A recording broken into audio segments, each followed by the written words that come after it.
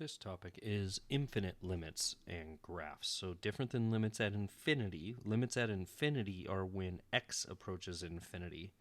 Notice here we do not have x approaching infinity. We have a single value. So let's go back and actually formally define this. So it says, why limits at infinity describe the behavior of a graph far to the left or right, infinite limits describe the behavior of a graph near a specific finite value of x. An infinite limit occurs when the function values grow without bound as x approaches a point. So growing versus decreasing without bound.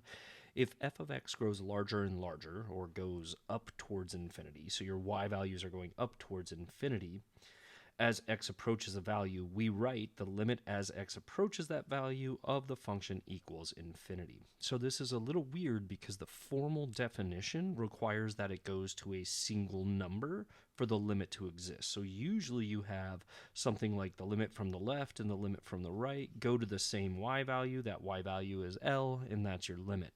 So it actually has to approach a number. That's the formal definition of a limit. And notice that infinity and negative infinity are not numbers. They're more so concepts. So you don't know what the actual value is. It's a never-ending number. So it's weird to say it equals something that doesn't exist. That's not technically mathematically proper, but what we're doing is we're talking about behavior. So we're saying as x gets closer and closer to this value, my y value is growing without bound or approaching infinity. It's going up towards infinity. Likewise, we would say as x is approaching some value a, my y value is going down towards negative infinity or decreasing without bound. So it says in both cases, the limit does not exist as a real number, but using plus infinity or minus infinity tells us the behavior. Is it going up? Is it going down? Okay, here's an example. The limit as x approaches 2 of the function 1 over the quantity x minus 2 squared equals infinity. And let's see why that's true. One thing we could do is we could always look at the graph of the function, but another thing that we did is we said, hey, let's look at a table of values. So what you want to do is you want to approach that x value from the left-hand side and right-hand side. You want to plug in at least 3 values on each side, and you want to get closer and closer to x equals 2. So the x values that I chose for the left were 1.9, 1.99, and 1.999. Notice I do see a typo here, right here. This should be the value of a 2. Okay, so as I'm getting closer and closer here, I am approaching 2 from the left-hand side. When I plug those numbers into the function, I'm getting a value of, into 1 over x minus 2 quantity squared. 1.9, I get a value of 100. 1.99, I'm getting a value of 10,000. And 1.999, I'm getting a value of 1 million. I could just use my table feature on my calculator to get these. In fact, that's exactly what I did. But notice as I'm going from x equals 2 from the left-hand side, my y values seem to be getting huge. They're getting bigger and bigger and bigger. 100, 10,000, 1 million. So they're growing without bound. It looks like I'd be approaching infinity from the left-hand side. I'm going to do the exact same thing on the right-hand side, plug in 3 values from the right. So I'm going to plug in 2.1, then 2.01, then 2.001. Notice I'm getting closer and closer to the value of 2 here. And as I do that, I have the exact same y values here, 100, 10,000, 1 million. I'm getting bigger and bigger. So as I approach 2 from the right, it looks like my y values are getting bigger and bigger, which we would write as infinity. So it says, notice the value or the function values increase without bound as x gets closer to 2 from both the left and the right. So infinite limits are associated with vertical asymptotes. That's what's happening right here. It is a vertical asymptote. In fact, you can see the graph of the function right here.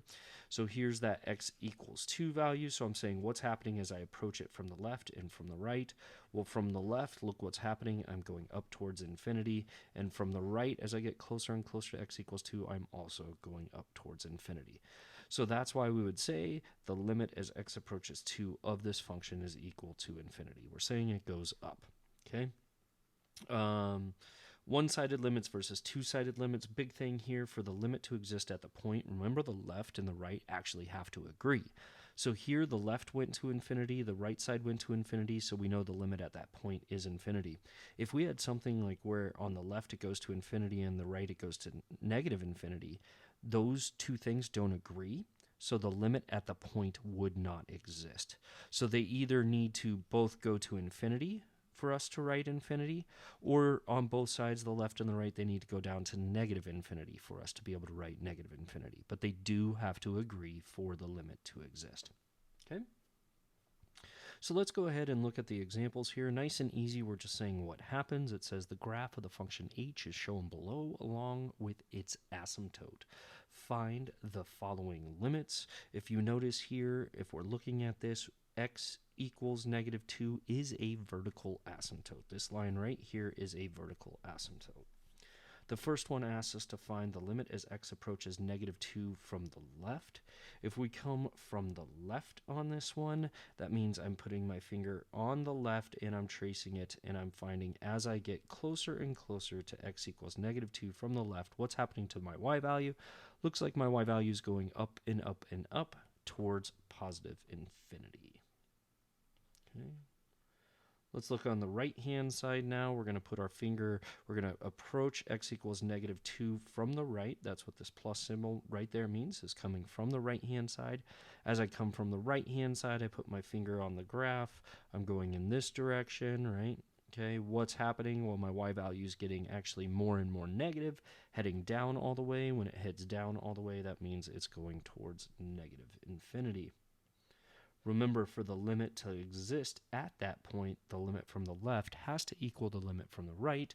In this case, the limit from the left was positive infinity. The limit from the right was negative infinity. Those two do not agree. Since they do not agree, the limit does not exist at that actual point. So we have the one-sided limits. Each of those, one of them goes up towards infinity, one of them goes down towards negative infinity, but the actual limit at that point does not exist. We move on to the next one, example 2. It says the graph of the function g is shown below along with its asymptote. Find the following limits. Notice here, if we look, it looks like x equals 1 is a vertical asymptote. So we're going to be analyzing this to the left and to the right side of 1. So the first one says, hey, let's analyze it. The limit as x goes to 1 from the left-hand side. Remember that negative indicates from the left. So if I'm coming from the left-hand side, I'm going to put my pencil on the graph and I'm going to trace it. And as I trace it, it goes down, down, down. And it looks like it's going down towards negative infinity. There's no value that it levels off at. Okay. As I come from the right-hand side, which is what that next one's saying with that little plus symbol right there.